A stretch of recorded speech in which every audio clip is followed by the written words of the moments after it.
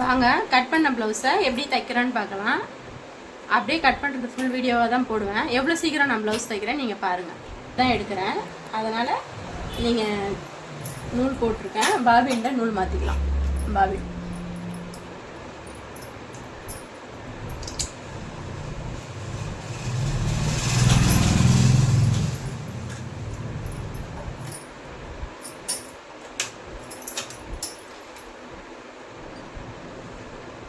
நான் வேறு கண்ணாடி எடுத்துகிட்டு வராமல் வந்துட்டேன். எனக்கு வேறு அப்பப்போ இந்த ப்ராப்ளம் வந்துடுது. நூல் கோத்துட்டேன் வெற்றிகரமாக. ரொம்ப நாளுக்கு அப்புறம் ஒரு ப்ளவுஸ் தைக்க போகிறோம். நான் எப்போவுமே ஃபஸ்ட்டு பேக் தான் எடுப்பேன். பேக்கில் கீழே மடித்து தைச்சிக்கலாம்.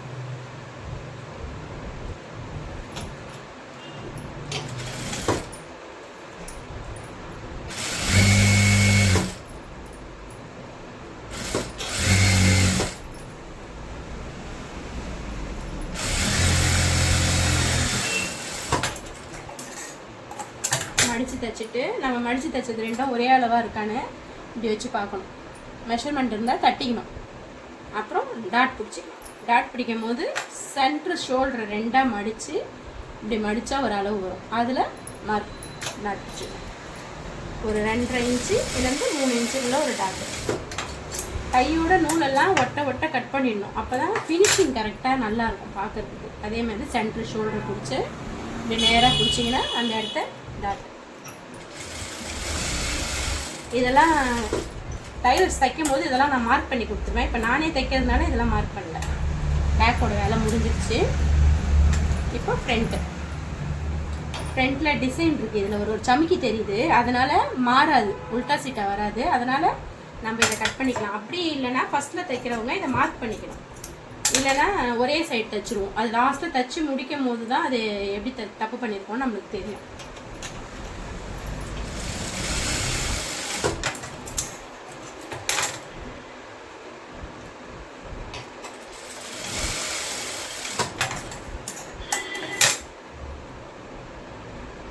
இந்த டாட்டோட முனையை எப்படி பிடிச்சிங்கன்னா உங்களுக்கு இந்த டாட் வந்துடும். நான் மார்க் பண்ணியிருப்பேன். புதுசாக தைக்கிறவங்களுக்கு சொல்கிறேன்.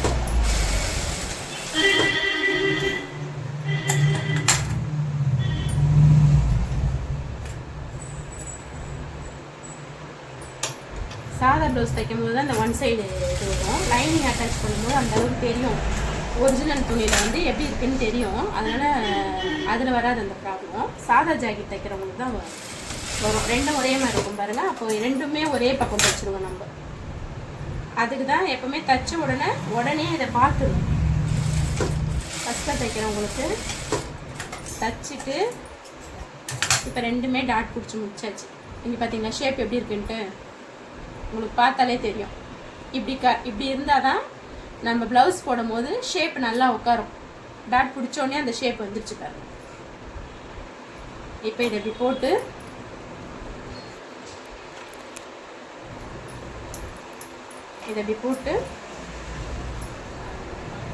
இப்போ நான் கரெக்டாக தைச்சதுனால ரெண்டும் ஒரே ஷேப்பாக வந்திருக்கு. அப்படி இல்லைன்னா ஒரு சில செய்கிற தப்பு என்னென்னா போட்டால் ரெண்டுமே இப்படி ஒரே மாதிரி வரும். இப்படி வரும், இந்த பக்கம் பார்த்த மாதிரி வரும். அதனால எப்போவுமே இது தைக்கும் போது நீங்கள் பார்த்துக்கணும். ரெண்டும் ஒரே மாதிரி இருக்குது. ஷேப்பு தெரிஞ்சுங்களா உங்களுக்கு எப்படி நிற்கிதுன்னு. இப்போ பட்டி அட்டாச் பண்ணிக்கலாம். இப்போ நம்ம இதில் வந்து சிங்கிள் பட்டி தான் கட் பண்ணி வச்சுருக்கோம். இது கீழே வைக்கிறதுக்கு இன்னொரு பட்டி வந்து நம்ம இதே துணி இருந்தாலும் இதில் கட் பண்ணிக்கலாம். அப்படி இல்லைன்னா வேறு ஒரு துணி எடுத்து இதை கட் பண்ணிக்கலாம். இது ஏற்கனவே திக்கான துணி தான். அதனால் இதே துணி போட்டால் ரொம்ப திக்காக இருக்கும். அதனால் நம்ம ஒரு மெலிஸ் துணியாக எடுத்து இதுக்கு கட் பண்ணிக்கலாம். நம்ம சாதா ஜாக்கெட்டுக்குன்னா இந்த பேண்ட்டு துணி அந்த மாதிரி திக்கான துணி வச்சா நல்லா ஸ்டிஃப் பண்ணிக்கும். ஆல்ரெடி இது வந்து நல்லா இந்த திக்காக இருக்கிற ஜாக்கெட் பெட்டு தான். அதனால் இதுக்கு வந்து இந்த அக்கோபார் சொல்லுவாங்க, அந்த மாதிரி மெட்டீரியல் இது. அதனால் இதுக்கு ரொம்ப திக்காக போட்டால் இன்னும் ரொம்ப ஸ்டிஃப் ஆகிடும். அதனால் இதுக்கு மெலிசாக அந்த துணியே போடலாம். கட் பண்ணியாச்சு. இப்போ பட்டிக்கு ஃப்ரண்ட் பக்கம், இதுவும் ஃப்ரண்ட் பக்கம் அப்படி வச்சுட்டு பேக்குக்கு இந்த துணி ரெண்டுத்தையும் வச்சுட்டு 3 துணியும் ஒன்றா இருக்கான்னு பார்த்துக்கலாம். குறுக்க அடித்து இதை இந்த டாட் நம்ம பிடிச்சோம் பாருங்கள். இந்த டாட்டை லைட்டாக அப்படி மடித்து விட்டுக்கலாம். அது இதை கூட சேர்த்து இப்படி தைச்சிட்டோம்னா ஷேப்பு வந்து நம்மளுக்கு கரெக்டாக உட்காராது. அதுக்கு தான் இதை லைட்டாக இப்படி ஒரு மடிப்பு மடித்து விட்டுட்டு இந்த 2 துணியும் ஒழுங்காக இருக்கா கரெக்டாக இருக்கான்னு பார்த்து வச்சுட்டு அதே மாதிரியே அந்த ஷேப்புக்கு ஏற்ற மாதிரியே நம்ம தைக்கணும், கைடு அளவு கரெக்டாக.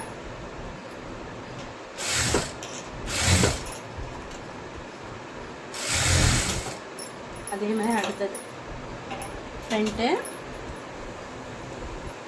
அதே மாதிரி ஃப்ரண்ட்டுக்கும் அந்த பக்கம் வச்சுட்டு அதே மாதிரி இதையும்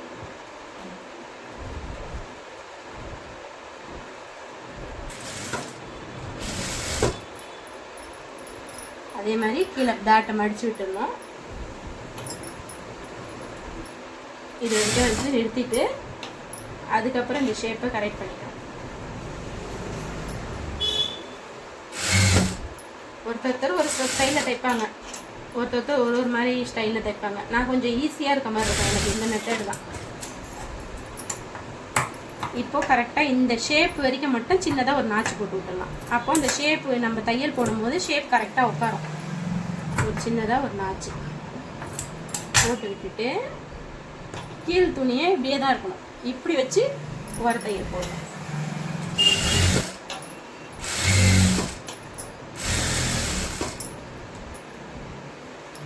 உள்ளே இருக்க துணி மேலே தான் தையல் வரணும்.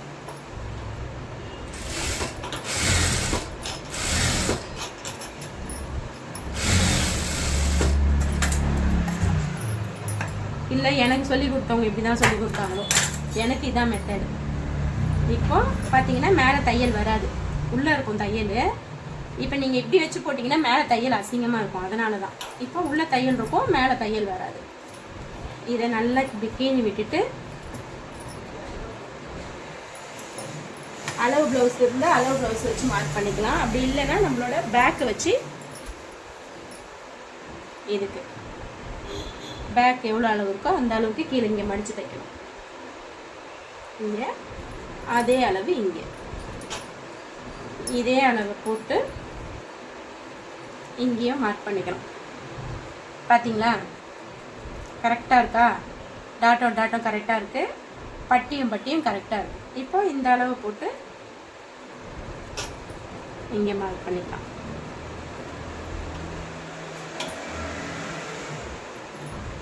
அதே மாதிரி இது இங்கே. இப்போ இதை அப்படியே மடித்து வச்சுக்கலாம்.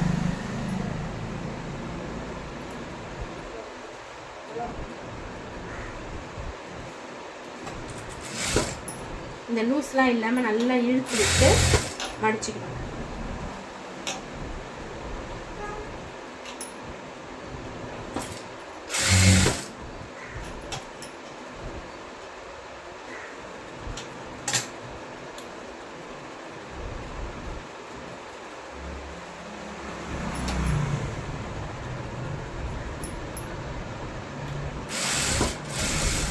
அந்த மார்க் அடைஞ்சிருச்சு, அதனால வச்சு பார்த்தேன்.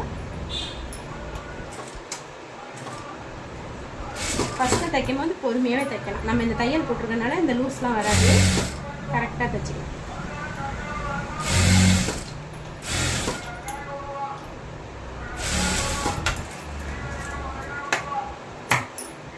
தைச்சிட்டு இந்த லைட்டாக எக்ஸ்ட்ராஸ் இருக்கிறத அப்படி கட் பண்ணிடலாம்.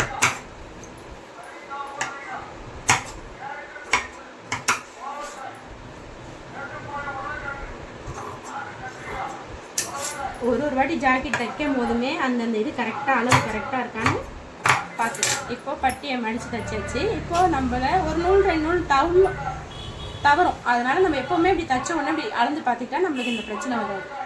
கரெக்டாக இருக்குது ரெண்டும். இல்லைன்னா இந்த கொக்கி பட்டி ஐப்பட்டி தைக்கும் போது இந்த பிரச்சனை வரும். கரெக்டாக இருக்கா? இப்போது இப்படி மேல் போட்டு தைக்கிறது வந்து கொக்கி பட்டி, ஐப்பட்டி. இப்படி மேலேருந்து கீழே வர்றது வந்து கொக்கிப்பட்டி. இங்கே இப்படி தான் தைப்போம். ஒரு ஏரியாவில் வந்து இந்த சைடில் கொக்கிப்பட்டியும் இந்த சைடில் ஐப்பட்டியும் அப்படியும் தைக்கிறாங்க. நாங்கள் இப்படி தான் தைப்போம். இதுக்கு வந்து நம்ம ஒரிஜினல் வைக்கணும். ஒரிஜினல் இருந்து இந்த துணி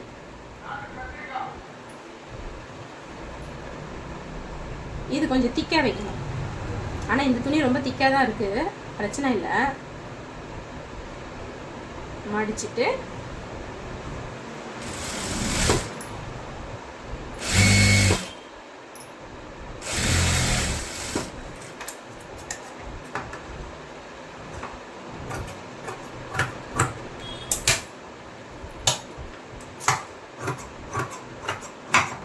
இது அப்படியே உள்ளே மடித்தா ரொம்ப திக்காக இருக்கும், அதனால் இதை கட் பண்ணிக்கலாம். இப்போ கைப்பட்டிக்கு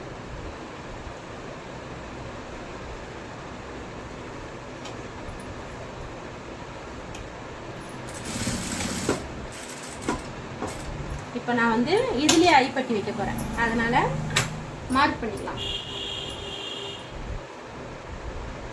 ஃபஸ்ட்டு 1 இங்கே வரும், 2 3 இந்த டாட் ஒன்று வருது பாருங்கள். இந்த ஃபஸ்ட்டு இருக்கிறது ஒன்று கீழே, அது இது ரெண்டுத்துக்கும் நடுவில் மிடில் இந்த டாட்டோட பட்டியோட அளவு இருக்குது பாருங்கள், அதுக்கு கொஞ்சம் மேலே ஒன்று 3 ஆச்சு. இங்கே ஒரு டாட் பிடிச்சிருக்கோம் பாருங்கள், அதுக்கு கொஞ்சம் மேலே ஒன்று 4 ஆச்சு. இங்கே இதுலேருந்து ஒரு 1/2 இன்ச்சு இறக்கி வைக்கணும், ஏன்னா நம்ம கழுத்து ஃபினிஷ் பண்ணும்போது நம்ம ஒட்டி வச்சோன்னா கழுத்து உள்ளே போயிடும். 5 ஆயிடுச்சு. இப்போ இதை நம்ம அப்படியே வி மாதிரி எடுத்துக்கலாம். இப்போ இங்கேக்கு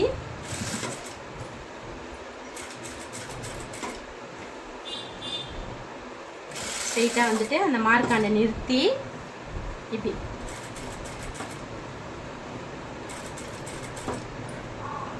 அதே மாதிரி ஸ்ட்ரெயிட்டாக வந்து கரெக்டாக அந்த மார்க்காண்ட நிறுத்தி ஒரு கொஞ்சம் தூரம் தச்சு இப்படி வி ஷேப்பில் எடுக்கும். மறுபடியும் நீட்டாக வந்து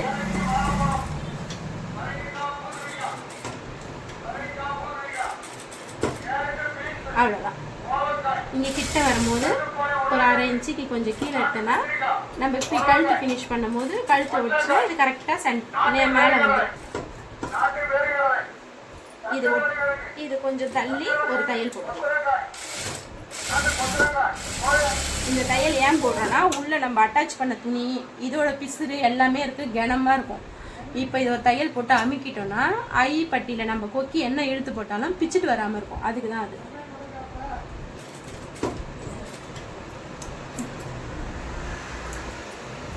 நூலெல்லாம் கொஞ்சம் கொஞ்சமாக கட் பண்ணிக்கணும்.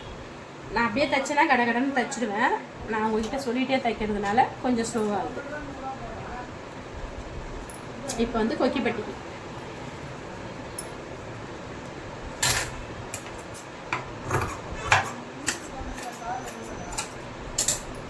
மேலேருந்து கழுத்துலேருந்து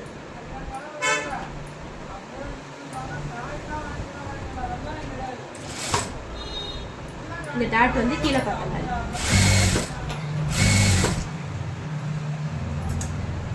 இங்கே கீழே மடித்து தைச்சதுனால இதை ஃபோல்டிங் பண்ணிக்கிறோம். மடித்து தைக்காமல் நம்ம இதை பட்டி தைச்சோன்னா அப்படியே கூட விட்டுடலாம். ஒரு குக் வச்சு அப்படியே ஓர தையல்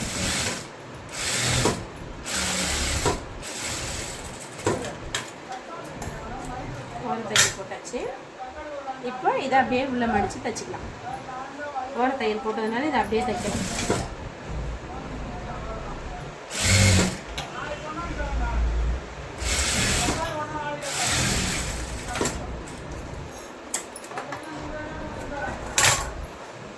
இப்போ ஐப்பட்டியும் கொக்கிப்பட்டியும் கரெக்டாக இருக்கான்னு செக் பண்ணிக்கலாம். எப்பவுமே ஒரு இது முடிச்ச உடனே செக் பண்ணிக்கலாம், கரெக்டாக இருக்குது பாருங்கள். இந்த எக்ஸ்ட்ராஸை மட்டும் லைட்டாக தட்டிக்கலாம்.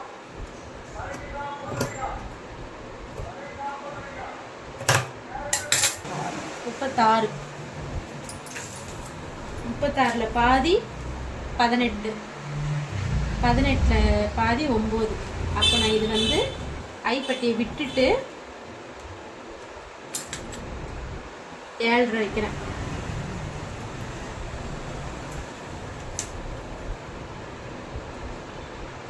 இது கொக்கிப்பட்டியிலேருந்தே வைக்கணும், இதுலேயும் 7.5.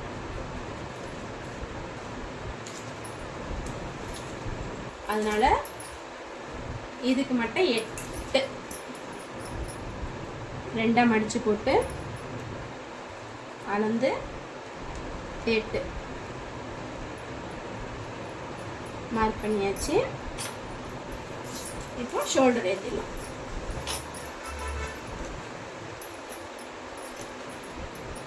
இந்த சமிக்கி இதில் தெரிகிற சமிக்கி ஒன்றா வச்சுக்கலாம்.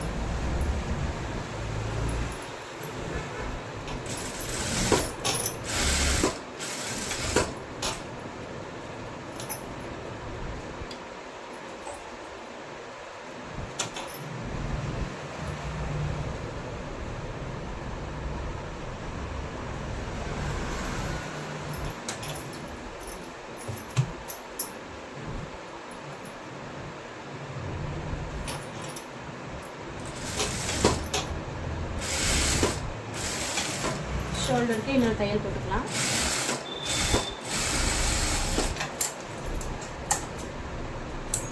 சாதா ப்ளவுஸ் வந்தால் லைனிங் ப்ளவுஸ் வந்தால் ஓவர்லாக் போடணும். இது சாதா ப்ளவுஸ் தான், ஓவர்லாக் போட வேண்டியதில்லை.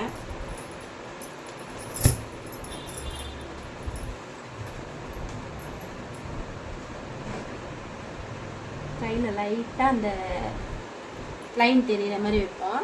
ஏன்னா இப்படி கை மடிக்கும் போது இதில் இருக்க ஒரு சமிக்கி வந்து சில டைமில் குத்தும். நமக்கு வேற கை ரொம்ப குண்டாக இருக்குல்ல, அதனால்.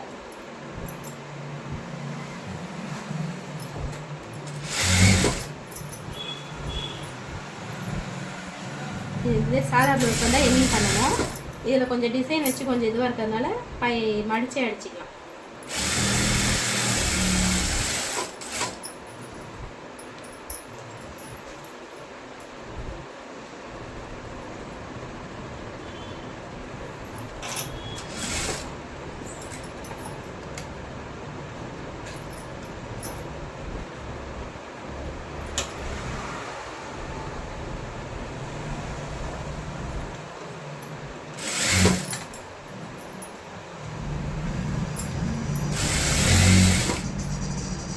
என் பொண்ணு 1 வயசாக இருக்கும் போது இந்த வேலையை நான் கற்றுக்கிட்டேன். இன்றைக்கி என் பொண்ணுக்கு 16 வயசு. 15 வருஷமாக இந்த டைலரிங் வேலை நான் செஞ்சிட்ருக்கேன். நான் கடை வச்சு ஒரு 10 வருஷம்தான் இருக்கும். இப்போது அட்டாச் பண்ணிக்கலாம் கை. இந்த ஷோல்டர் எப்பவுமே பேக் சைடு போகணும்.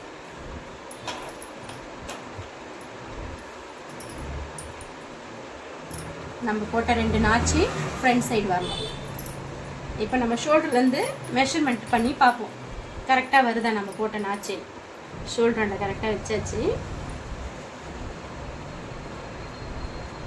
பார்த்தீங்களா, நம்ம பாடியில் போட்ட நாச்சும் ஸ்லீவில் போட்ட நாச்சும் செட் ஆகிடுச்சு. இதான் கரெக்டான அளவு.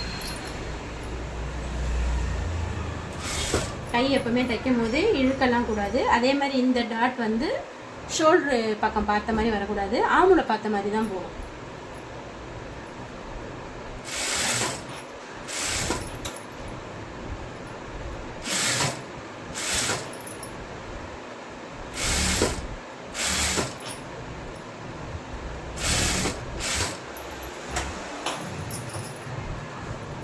எந்த காரணத்துக்கு கொண்டும் கையை இழுக்கலாம் கூடாது. கை அது போகிற, ஏன்னா கிராஸில் இருக்கிறதுனால இழுக்க வந்துகிட்டே இருக்கும். ஆனால் இழுத்திங்கன்னா கை லூஸ் ஆகிட்டு ஒரு மாதிரி லூஸ் அடிக்கும் கையில். எதையுமே இழுக்கக்கூடாது, அதோட போக்கிலே நம்ம தைக்கணும்.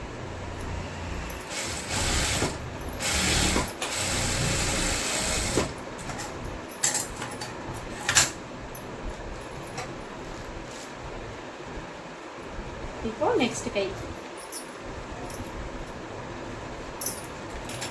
அதே மாதிரி திருப்பியாச்சு.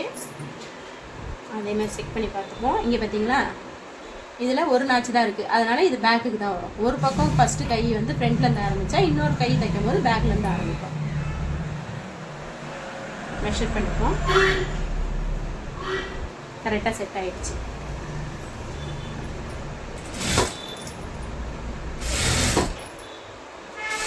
ஃபஸ்ட்டு எடுத்தோடனே 1/4 மணி நேரத்தில் தைக்கணும்லாம் யோசிக்கக்கூடாது.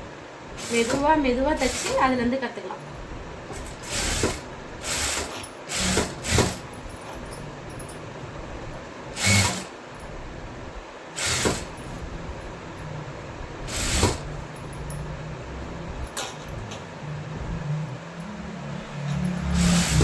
நான் எப்பவுமே கொஞ்சம் கை லூஸாக தான் போடுவேன். ஏன்னா எனக்கு டக்குன்னு வெயிட் போடும், டக்குன்னு இழைப்பேன். அதனால் டைட்டாக இழுத்து போட்டால் வெயிட்டாக குண்டாக்கிறதுக்கு அதுக்கும் டக்குன்னு இழுத்து போட்டால் ஒரு மாதிரி மூச்சு அடைக்கிற மாதிரி இருக்குது. அதனால் கை எப்போவுமே கொஞ்சம் லூஸ் தான் விடுவேன்.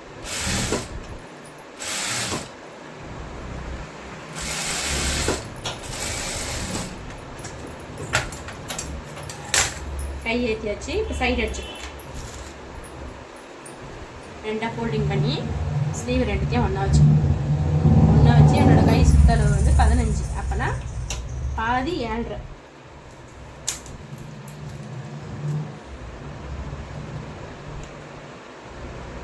வச்சு மார்க் பண்ணி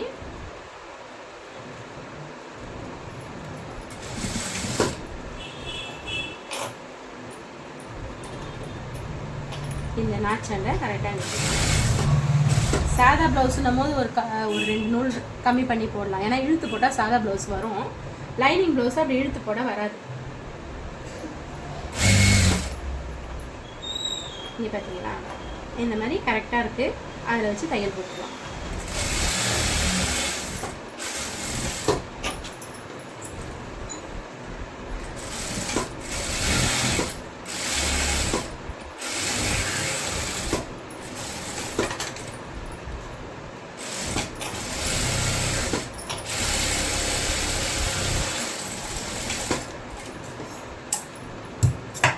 எக்ஸ்ட்ரா இருக்கிறதால லைட்டாக கட் பண்ணி விட்டுக்கலாம். ஒரு 1 இன்ச்சுக்கு எக்ஸ்ட்ரா பண்ணி விட்டால் போதும்.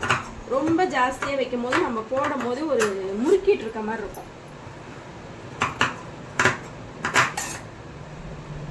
உடனே இந்த எக்ஸ்ட்ரா நூல்ஸ்லாம் கட் பண்ணிடுவோம். அதே மாதிரி இந்த பக்கம் நான் எப்போவுமே ஒன்று வந்து மேலே இருந்தோம், ஒன்று கீழே இருந்தோம், அப்படி தான் தைப்பேன்.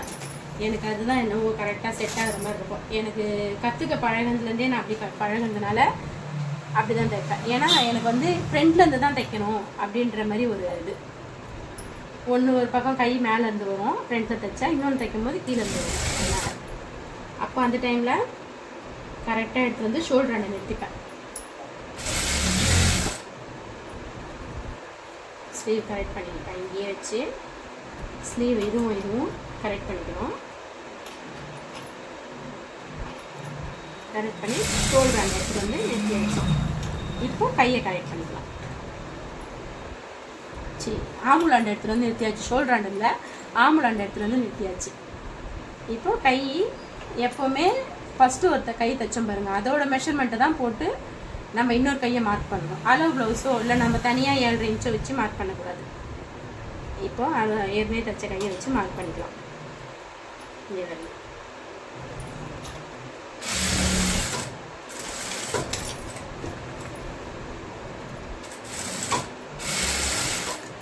என்கிட்ட தைக்கிற டைலர்ஸும் சரி, நான் சொல்லி கொடுத்தவங்களும் சரி, நீங்கள் சொல்கிற மெத்தட்ஸு ஈஸியாக இருக்குது, எனக்கு கட் பண்ணி தைக்கிற ஷேப்லாம் கரெக்டாக வருது அப்படி தான் சொல்லுவாங்க.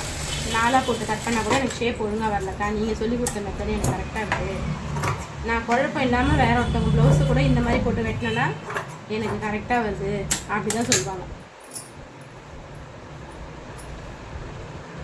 பார்த்தீங்களா, கரெக்டாக இருக்குது.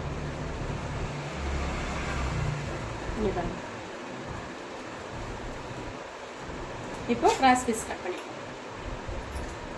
கழுத்துக்கு ப்ளைன் ரெட் ப்ளவுஸ் இருந்தாலே கட் பண்ணி போடலாம். இது ரொம்ப திக்காக இருக்குது வேறு.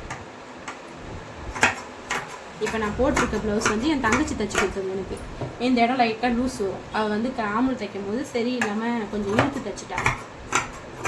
அதனால் இந்த இடம் எனக்கு லைட்டாக லூஸ் வரும். அதனால தான் எப்போவுமே என்கிட்ட புதுசாக வர டைலர்ஸ் கிட்ட என் ப்ளவுஸை கொடுத்து தச்சு காட்டி அது எனக்கு கரெக்டாக இருந்துச்சுன்னா தான் கஸ்டமர் ப்ளவுஸ் கொடுப்பேன். இல்லைனா அது வரைக்குமே அவங்க சரியாகிற வரைக்குமே மாற்றி அவங்க ப்ளவுஸு, என் தங்கச்சி ப்ளவுஸு அந்த மாதிரி அது மாதிரி தான் கொடுப்பேன்.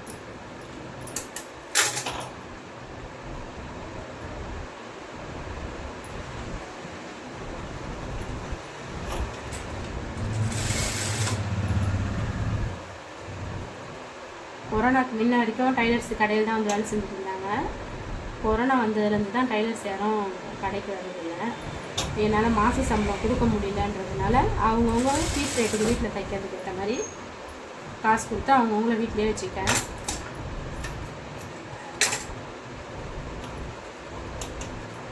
நான் போகிற வழியில் தான், எனக்கு வீட்டுக்கு போகிற வழியில் தான் இருக்காங்க அவங்களாம். அதனால் அந்த சைட்லேயே கொடுத்து வாங்குறதுக்கு எனக்கும் ஈஸியாக இருந்துச்சு.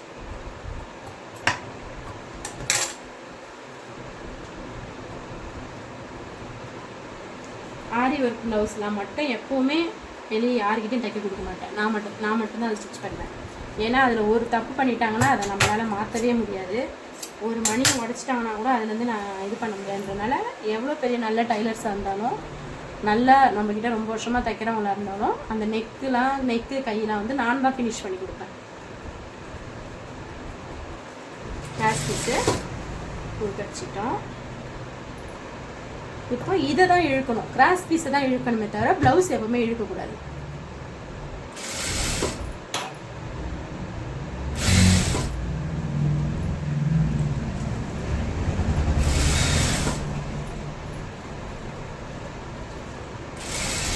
அதுக்குன்னு கிராஸ் பீஸை ரொம்பவும் லைட்டாக இழுத்து அந்த ஷேப்புக்கு ஏற்ற மாதிரி திருப்பிக்கலாம்.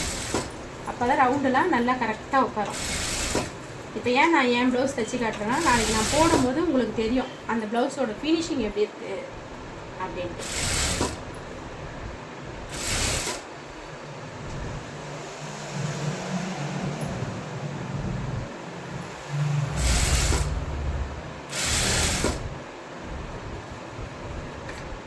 இங்கே தைக்கும் போது பார்க்கணும் ஷோல்டரு கரெக்டாக திரும்பியிருக்கா, அதில் பேக் பக்கம் திரும்பிட்டு நம்ம இந்த கழுத்து ஃபினிஷ் பண்ணும்போது ஃப்ரண்ட்டில் திரும்பிட்டு இருந்துச்சுன்னா இந்த இடம் ஒரு மாதிரி உருத்தம் நம்ம போடும்போது.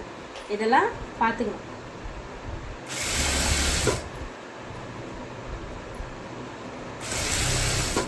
கைடு அளவு தான் எல்லாமே ஒரே அளவில் கரெக்டாக தைச்சிட்டு வரணும். நம்ம இந்த கைடு இந்த ஒட்டி போது பாருங்கள், அதை தான் பார்க்கணும், ஊசியை பார்க்கக்கூடாது. கைடு அப்படியே ஃபாலோ பண்ணிடுவாங்க. எக்ஸ்ட்ரா இருக்கிறத கட் பண்ணிவிட்டு தைச்சாச்சு. இப்போ இந்த இடத்துலலாம் ஒரு சின்ன சின்ன நாச்சு போட்டு விட்டுருணும். அப்போ தான் கழுத்து நல்லா அழகாக திரும்பும். என்னதான் நம்ம கிராஸ் பீஸஸ் தைச்சாலும் அந்த துணி இருக்கிறதுனால கழுத்து கொஞ்சம் ஃபினிஷிங் நல்லா தெரியாது. லைட்டாக தையலை கட் பண்ணாமல் தையல் கிட்ட கொஞ்சம் கட் பண்ணி விட்டுருணும்.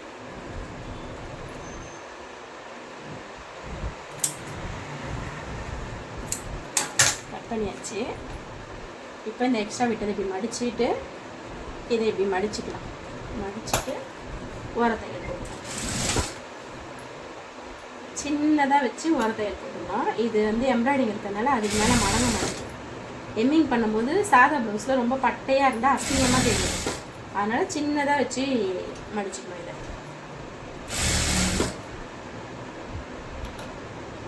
ஏன் இப்படி மடிக்கிறோன்னா, நம்மளுக்கு ஃப்யூச்சரில் நம்ம எம்மிங் பண்ணது பிச்சுக்கிட்டாலும் அந்த ப்ளவுஸோட பிசுறுலாம் அசிங்கமாக தெரியாது நம்மளுக்கு.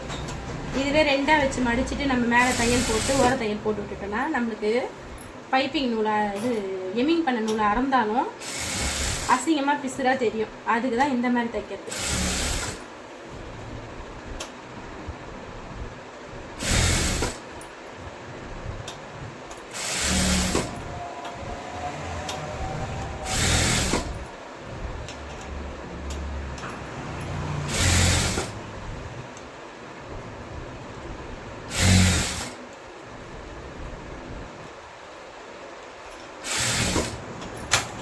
ரொம்ப பெருசாக இருக்கு, அதனால் கொஞ்சம் கட் பண்ணி உள்ளே மடித்து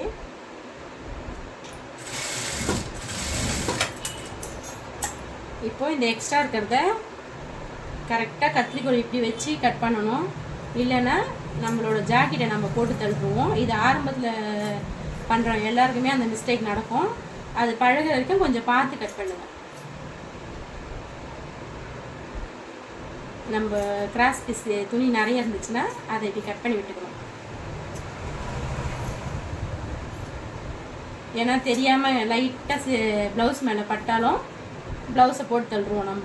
நம்ம ப்ளவுஸாக இருந்தால் பரவாயில்ல, கஸ்டமர் ப்ளவுஸாக இருந்தால் ரொம்ப கஷ்டம். ஒரு சிலர் அட்ஜஸ்ட் பண்ணிப்பாங்க, ஒரு சிலர் அட்ஜஸ்ட் பண்ணிக்க மாட்டாங்க. அதனால் எப்போவுமே இதை கட் பண்ணும்போது கொஞ்சம் பார்த்து கவனமாக நம்ம வெறும் கிராஸ் பீஸை மட்டும்தான் கட் பண்ணுறோமான்னு 1க்கு 2 வாட்டி கன்ஃபார்ம் பண்ணிவிட்டு அதுக்கப்புறம் இதை கட் பண்ணிக்கலாம். இது கஷ்டமாக இருக்குது அதனால் நம்ம அப்படியே தைக்கலான்னு யோசிக்காதீங்க. இது கொஞ்சம் கஷ்டமாக தான் இருக்கும். 2-3 வாட்டி பழகிட்டிங்கன்னா உங்களுக்கு ஈஸியாகிடும்.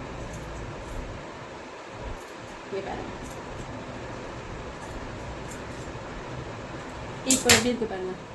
இந்த மாதிரி தான் இருக்கும். நீங்கள் எம்மிங் பண்ணது உங்களுக்கு ஃப்யூச்சரில் பிரிஞ்சிட்டாலும் இந்த மாதிரி பிசுறு தெரியாது. இப்படி மடித்து இப்போ எம்மிங் பண்ணிவிடுவோம். ஃப்யூச்சரில் அப்படி எம்மிங் வந்து சீக்கிரம் பிரிஞ்சிடும். அது பிரிஞ்சாலும் நம்மளுக்கு இந்த மாதிரி தெரியாது. அதனால தான் இந்த மாடலில் தைக்கிறது. ப்ளவுஸை கட் பண்ண ப்ளவுஸை தைச்சாச்சு. நான் எவ்வளோ சீக்கிரம் எப்படி தைச்சேன்னு பாருங்கள். ஒரு சிலருக்கு புரியாதவங்க என்கிட்ட கமெண்ட் பண்ணி கேளுங்க, நான் சொல்லித்தரேன். நான் வந்து இப்போ நான் வீடியோ போடுறதுக்கு காரணம் என்னென்னா, இப்போ நான் ஒரு 4 நாள் வீடியோ போடாமல் வந்ததுக்கு எனக்கு எல்லோரும் கேட்டாங்க, வீடியோ போடுங்க, நீங்கள் வீடியோ போடுங்கன்னு சொல்லிட்டு. நான் டைலர் கடை வச்சுருக்கேன்றதே நிறைய பேருக்கு தெரியாது. இனிமேட்டு கட் பண்ணுறது, சல்வார் கட் பண்ணுறது, டிசைனர் ப்ளவுஸு, நம்மளோட ஆரி ப்ளவுஸ் நம்ம எப்படி தைக்கிறோம், எப்படி ஆரி போடுறோம், ஆரி கிளாஸ் வந்து நான் வீடியோ போட்டிருந்தேன். அதெல்லாம் நான் உங்களுக்கு அடுத்து வர வீடியோங்களில் காட்டுறேன். பாய்.